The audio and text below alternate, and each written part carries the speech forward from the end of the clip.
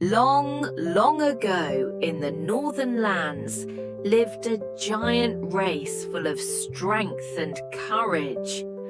Among them was a giant named Kuafu, whose body was as majestic as towering mountains, and whose steps were as powerful as rushing rivers. Kuafu possessed not only an astonishing physique, but also a heart that loved his people and cared for all living things. It was an era of unbearable heat. 10 suns, as described in some ancient legends, hung in the sky like merciless flames, wantonly scorching the earth. The ground cracked, rivers dried up to their beds, forests withered and died, and countless creatures struggled painfully under the blazing sun. Kuafu watched his people become haggard, and their lives become difficult, and a strong sense of anger and determination ignited in his heart. He looked up at the sky, the scorching sunlight stinging his eyes. He secretly vowed to chase after the suns, to question why they were so cruel, and to make the sunlight gentle again, so that the earth could regain its vitality. The next morning, as the first rays of sunlight saw across the land, Kuafu began his magnificent journey. He strode forward with enormous legs, each step shaking the ground like an earthquake. He left the settlements of his people alone, heading east towards the rising sun. The suns moved swiftly across the sky like eternally burning flames, emitting endless light and heat. Kuafu pursued them relentlessly on the ground, his speed also astonishing, like a howling gale, with mountains rapidly receding behind him. He climbed over steep peaks and crossed wide rivers, letting sweat soak his hair and dust cover his body, yet his footsteps never faltered. The chase was arduous and long. The suns remained high in the sky, always maintaining an insurmountable distance from Kuafu. Kuafu felt exhausted, but the belief in saving his people burned in his heart like a raging fire, supporting him to continue forward.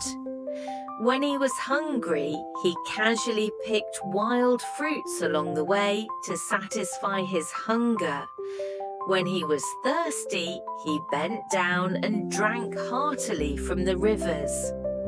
It is said that he drank the water of both the Yellow River and the Wei River, but that still couldn't completely quench the thirst in his throat. The suns drew closer and closer to the western horizon, and Kuafu felt increasingly weak. His physical strength had reached its limit, but he was still unwilling to give up. He knew that if he persisted a little longer, perhaps he could catch up with the suns and realize his wish. Finally, when Kuafu reached a place called Yugu, he could no longer hold on. Extreme fatigue and thirst crushed him like two great mountains, and he collapsed with a thunderous sound, his enormous body transforming into a hill. With his last breath, he was still concerned about the earth and his people.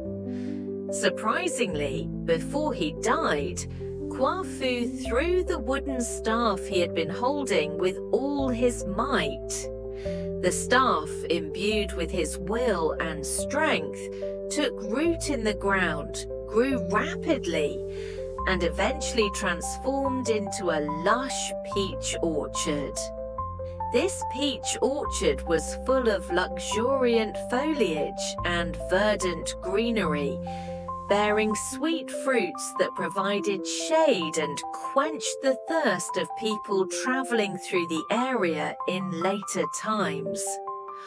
Although Kuafu did not catch up with the suns, his courage and determination in chasing them, as well as his spirit of still thinking of benefiting future generations before his death, have been passed down forever.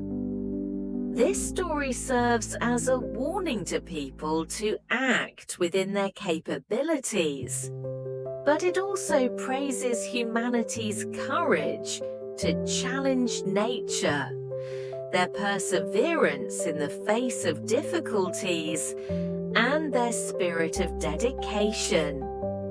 In different cultures and understandings, the story of Kuafu chasing the sun also carries different allegorical meanings, but its core is always about courage, perseverance, and the longing for a better life.